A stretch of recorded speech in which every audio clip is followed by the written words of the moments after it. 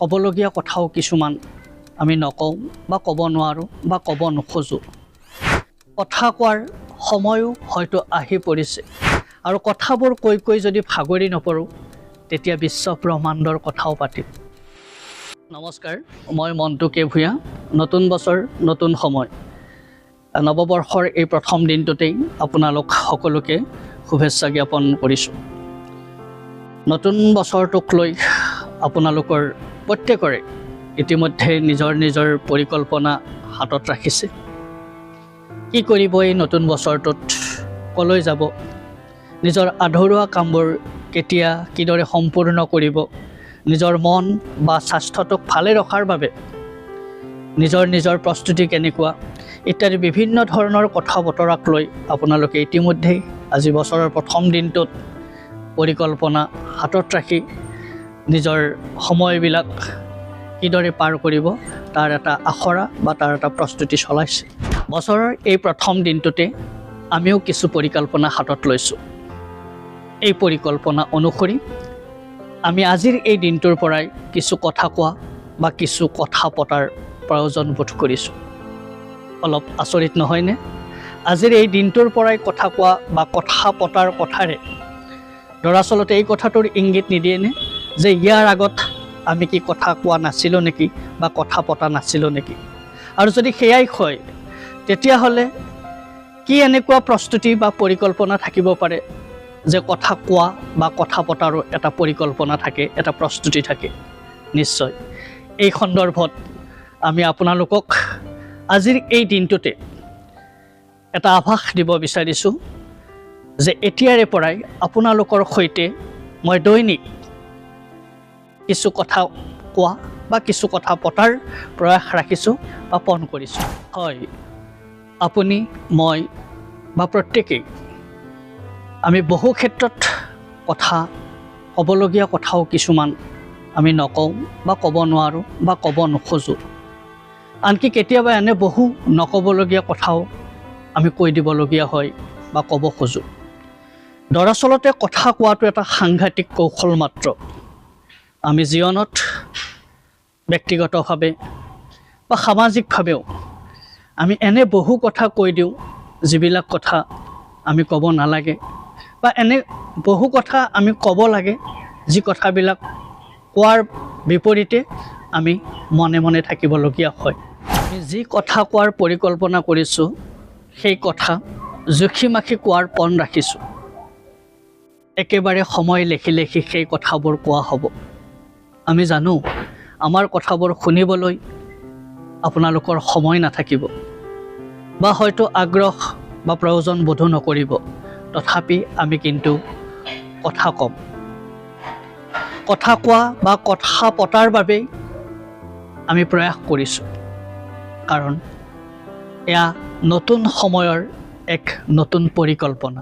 আমি আমাৰ কথা পাতিম, পৰিয়াল আত্মীয় স্বজনৰ কথা পাতিম, চুবুৰীটো বা গাঁওখনৰ কথা পাতিম, নিজৰ অঞ্চলটো, জিলাখন বা ৰাজ্যখনৰ কথাও পাতিম। মন গ'লে কেতিয়াবা আমি দেশ বিদেশৰ কথাও পাতিম। আৰু কথাবোৰ কৈ যদি ভাগৰি নপৰোঁ তেতিয়া বিশ্ব ব্ৰহ্মাণ্ডৰ কথাও পাতিম। মুঠতে নতুন বছৰটোত এটা পৰিকল্পনা ৰাখিছোঁ, এইবাৰ আমি কিছু কথা পাতিম। আকাশৰ কথা পাতিম নেকি? জোনবেলি তৰাৰ কথা। নদীৰ কথা পাতিম নেকি? গছ বন সেউজীয়া পাহাৰৰ কথা। ফুলৰ কথা পাতিম অথবা চৰাইৰ কথা পাতিম। হয়, আমি শিশুৰ কথা পাতিম, যুৱক যুৱতী বৃদ্ধ সকলোকে বা সকলোৰে হৈ আমি কিছু কথা পাতিম। আৰু কথাবোৰ যদি কথাৰ দৰে হয় নিশ্চয় এই কথাবোৰেই এদিন কিবা এক নতুনৰ উন্মেষ আনিব। এই কথাবোৰৰ বাবেই আমি বিশ্বাসী হৈ পৰিছোঁ। অকল বিশ্বাসেই নহয়, আমি কিছু পৰিকল্পনাও হাতত লৈছোঁ যে এই কথাবোৰেই যেন এদিন কিবা এক পৰিৱৰ্তন আনিব। কথাৰ বিষয় হ'ব মাটিৰ, কথাৰ বিষয় হ'ব জাতিৰ। আমি কথা ক'ম প্ৰাপ্তিৰ হকে, কথা ক'ব লাগিব প্ৰগতিৰ বাবে। স্বদেশ আৰু স্বাভিমানৰ বাবেও আমি কিছু কথা কওঁ। আৰু কথা কোৱাৰ যি এক অভ্যাস, এই অভ্যাসটোকেই আচলতে সমাজত প্ৰতিষ্ঠিত কৰি এক নতুন চিন্তাৰ উন্মেষ ঘটোৱাই আমাৰ অদম্য হেঁপাহ, সীমাহীন পৰিকল্পনা। আমি কথা ক'ম, কথা পাতিব লাগিব, কথা ক'ব লাগিব। কথা কোৱাৰ যি এক নিখুঁত পৰিকল্পনা হাতত লৈছোঁ, সেই কথাবোৰ কাক উদ্দেশ্য কৰি বা কিয় সেই কথাবোৰ কোৱাৰ প্ৰয়োজনীয়তা আছে, সেই বিষয়েও এটা প্ৰশ্ন আহে। তৎসত্ত্বেও আমি এটা আভাস দিব বিচাৰিছোঁ যে কথাৰ অন্তৰালত লুকাই থকা কেতবোৰ উপাদান মাত্ৰ। এক, কোনো কাৰণতেই কেতিয়াও কাকো অসন্তোষ বা খং ৰাগ উঠাকে আমি কোনো ধৰণৰ কথা নকওঁ বা কথা কোৱা উচিত নহয়। দুই, যি কথাই আমি নাপাতোঁ কিয়, যি কথাই আমি নকওঁ কিয়, সেই প্ৰতিটো কথাই এটা অৰ্থপূৰ্ণ, এটা যোগাত্মক বাৰ্তা কঢ়িয়াই আনিব লাগে। যি কথাৰ জৰিয়তে ব্যক্তি বা পৰিয়ালৰ, সমাজ বা দেশৰ হকে এটা গুৰুত্বপূৰ্ণ এটা বাৰ্তা বহন কৰিব পাৰে।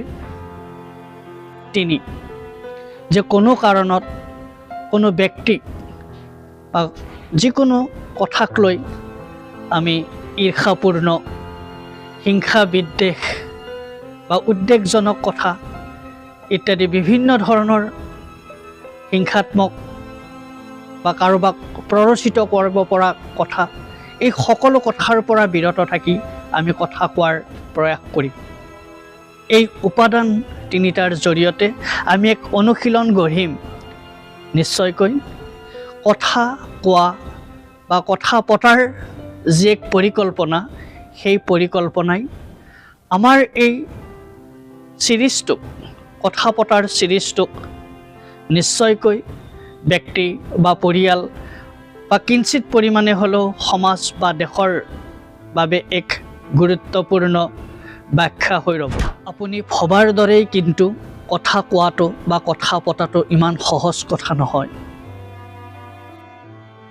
বিভিন্ন ধৰণৰ অভাৱ অভিযোগ, সমস্যা সংঘাত, বিভিন্ন ধৰণৰ অমংগল, অসূয়া চিন্তা ইত্যাদিৰ মাজত থাকি এক সম্পূৰ্ণ সুস্থ বাতাবৰণেৰে ইতিবাচক চিন্তা কঢ়িয়াই লৈ ফুৰাটো বা ইতিবাচক চিন্তাধাৰাৰে কথা কোৱাটো ইমান সহজ কথা নহয়। কথা কোৱাটো, আগতেও কৈছোঁ যে কথা কোৱাটো এটা সাংঘাতিক কৌশল। সেই কৌশলৰ মাজত থাকি আপুনি মই কথা ক'ব লাগিব। কথা কোৱাৰ সময় আহি পৰিছে। এই কথাৰে আমি ব্যক্তিক বা পৰিয়ালক সলনি কৰিব লাগিব। এই কথাৰে আমি সমাজক পৰিৱৰ্তন কৰিব লাগিব। দেশৰ পৰিৱৰ্তনো কথাৰ জৰিয়তে সম্ভৱ হ'ব পাৰে। এই ধাৰণাৰে আমি কথা কোৱাৰ এক কৌশল আয়ত্ত কৰি ল'ব লাগিব। কথা কোৱাৰ এক প্ৰয়াস নিজৰ মাজতেই গঢ়িব লাগিব। সমাজত এক শক্তিশালী সোঁত নিৰ্মাণ কৰিবলৈ কথা কোৱাৰ প্ৰয়োজন আছে। কথা কোৱাৰ সময়ো হয়তো আহি পৰিছে, কিন্তু কথাবোৰ বাখৰুৱা হ'ব লাগিব, কথাবোৰ সাৰুৱা হ'ব লাগিব। সেই সাৰুৱা বা বাখৰ ফটোৱা কথাৰে আমি নিশ্চয়কৈ প্ৰত্যেকে সমাজত এক শক্তিশালী সোঁত নিৰ্মাণ কৰাটো একো অসম্ভৱ কথা নহ'ব। আমাৰ কথাবোৰ আপোনালোকে শুনিবনে? আমি আশা কৰিম আমি যি কথা আপোনালোকৰ বাবে আগবঢ়াম, সেই কথাবোৰ আপোনালোকে শুনিব। কোনবোৰ বিষয়ৰ ওপৰত আপোনালোক কথা শুনিবলৈ আগ্ৰহী, সেই বিষয়ে আপোনালোকে আমাক কমেণ্ট কৰি জনাব। আৰু যদি কথাবোৰ কথাৰ দৰে হয়, কথাবোৰ যদি শুনি বা কথাবোৰ যদি আপোনালোকৰ ভাল লাগে, সেই ভাল লগা কথাবোৰ আপোনালোকে নিজেও লাইক কৰিব আৰু আন 10জনে শুনিব পৰাকৈ 10জনক উদ্গনি যোগাবলৈ আপোনালোকে আমাৰ কথাবোৰ আন 10জনৰ ওচৰত শ্বেয়াৰ কৰিব আৰু আমাৰ সৈতে এটা সংযোগ স্থাপন কৰিবলৈ এই চেনেলটোক আপোনালোকে ছাবস্ক্ৰাইব কৰিব। লগতে আমাৰ প্ৰতিটো কথাই বা প্ৰতিটো ভিডিঅ'ৱে আপোনালোকে তাৎক্ষণিকভাৱে পোৱাৰ কাৰণে এই চেনেলটোত থকা ন'টিফিকেশ্যন অল ক্লিক কৰিব। ধন্যবাদ।